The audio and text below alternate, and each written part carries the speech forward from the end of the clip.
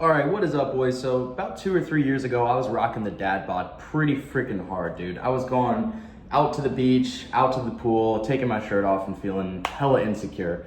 There's probably lots of guys who are watching this video, or maybe you even clicked on this video because you're in the same exact situation. I bet most guys at one point in their life, or maybe for most of their life, like me, have been pretty insecure about the way that they look. And as just an average guy, it's one of those things where you can kind of feel like these are just the cards that I was dealt, and this is what I'll look like. But I'm here to tell you that literally anyone can get jacked. It's not just reserved for people with really good genetics. Honestly, you could have really bad genetics, or you could just have really average genetics like me and totally transform your body. So I was able to do it, and in this video, I'll share with you exactly how you can as well. All right, guys, so like I said, I was rocking the dad bod pretty hard here. You can see that I really didn't have a good physique. I was pretty out of shape, had a lot of body fat, and didn't have a whole lot of muscle mass. But after many years of training and dieting and messing up a lot and having to relearn some stuff, but doing some things right, I was eventually able to completely change my body to what I look like now. You can see I've dropped a lot of body fat, put on a lot of muscle, and overall just have completely transformed my physique. So in this video, I'll tell you exactly how you can do that as well. All right, guys, now I got a few different things that I want to cover today. Go over a few main points that I think are really going to help transform your physique, so make sure you stick through all of it.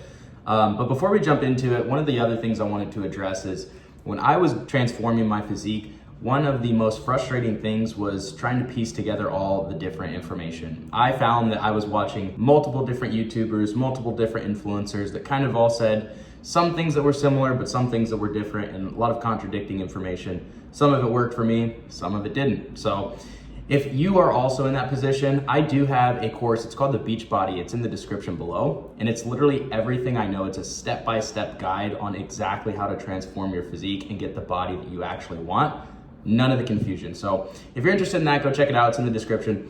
But anyways, the first thing I wanted to talk about was processed food. This is also known as just like the junk food. I would say that this is about 90% of the problem for most people, because a lot of our diets are just filled with a bunch of crap. The solution to that is replacing the quote unquote junk with whole foods. You know, replacing the over-processed fast foods or sugary processed foods with things like animal foods, like steak, chicken, ground beef, foods that humans have been eating for hundreds of years. And one of the really cool things about replacing processed foods with whole foods is you actually get to feel what it's like to have your body running at top shape. Most of the time, I feel like people who are eating a lot of junk are probably running at like 50% capacity. You don't even really know what it feels like for your body to be in good top shape, you know, where things are functioning properly. It's kind of like putting vodka in the car versus 93 octane. You know, the car is just never gonna run how it was meant to run at top performance. So this would do miracles for you. Just replacing the fast food, the processed food with whole foods is really gonna change how you feel. Now, I'm not saying that you can't ever have processed food again. I follow the 80-20 rule. I think that if you do 80% of the stuff right, you can still get most to all of the gains that you would if you did it at 100%. Because it's also good to live life, right? Like, I'm not saying never eat ice cream again. Matter of fact, I just had ice cream yesterday. It was awesome. But what I am saying is just being conscious about what you eat. It takes practice. It's actually a skill that you develop. It takes decisiveness. It's not just putting anything in your face hole. It's actually being like, hey, you know, this is gonna be good for me, or this isn't gonna be good for me. It's actually having a level of consciousness before you just start eating things. Like I said, it's a skill that you can develop over time. The next thing I wanna talk about is weightlifting. I pretty much always talk about weightlifting, but it's just such a necessity for young men. You need to hit the weights. Now, the good news about that is you don't have to go crazy. When I first started weightlifting, I thought you needed to go 7 times a week, 2 times a day. That is nonsense. You should never do that. What I'd recommend is go about 3 times a week, 30 to 45 minutes. That's really all you need as a natural lifter, because as a natural lifter, when you are weightlifting, you actually want to give your body plenty of time to recover. That is a big part of growing muscles as a natural lifter, is the recovery, which leads to muscle growth. So I think 3 times a week is totally adequate if you're putting in proper intensity. If this is your very first time going to the gym, I would recommend just not overthinking it. Just get in the gym, watch some YouTube videos. You can watch some of my previous videos, or anybody else. There's tons on YouTube about the exercises you should do, and you'll just get better over time. It's just like anything else. You'll develop and get better as time goes on. Now, this is one thing that not a lot of people talk about, but I think is huge. when it comes to building muscles and weightlifting, you really want to prioritize a good sleep schedule and proper hydration. You want to drink a lot of water. I recommend a gallon a day. Now, I know that that's a lot, and it's probably not totally necessary, but if you're getting anywhere close to a gallon a day, that's what you need, especially if you're someone who's very active and lifting weights. Also, prioritizing sleep is huge. Sleep is as close to a natural steroid as you can get. Get your 8 hours every night, go to bed at the same time and wake up at the same time, and you will be shocked at how much better and stronger you are. And here's pretty much what the cycle looks like. So there's fuel, which is what you put into your body. It's the hydration, it's the food. You train, so that's the stimulus, that's when you actually lift the weights.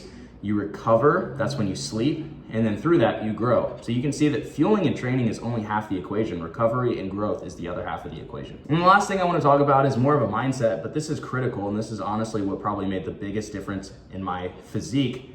This is probably the most important one that we'll talk about in this entire video, and that would be the power of no. The power of no basically just means being more discerning about the decisions that you make in your day-to-day life. It's active versus passive thinking.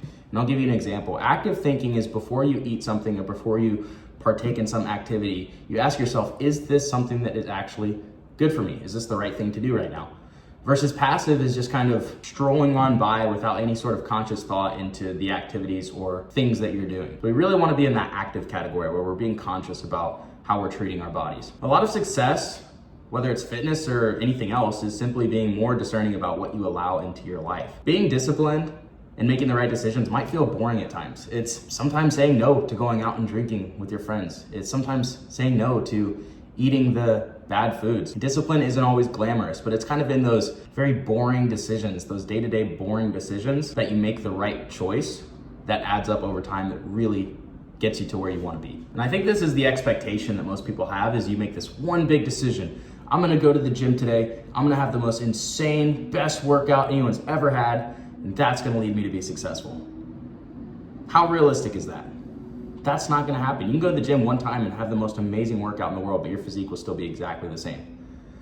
The reality of this situation is, to achieve success, it's the many boring decisions that you make day to day over time.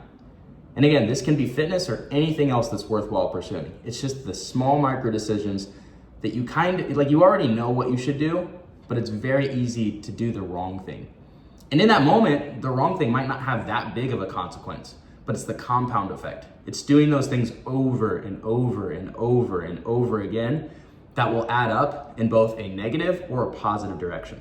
And again, that goes back to what we were talking about earlier with just being active versus passive, really being active to consciously make those correct micro decisions in your day-to-day life, whether it's your diet, whether it's your training, whether it's your friends that you're hanging out with, whether it's your business decisions. All of that translates into success or failure. So I would say that that's probably the biggest one, is just the power of no and conscious thinking. But anyways, if you like this video, make sure you leave a like, make sure you subscribe. Go check out that course, The Beachbody, if you want just a step-by-step on how to get the body of your dreams. But anyways, I'll see you guys in the next video, and hope you have a great day. Bye.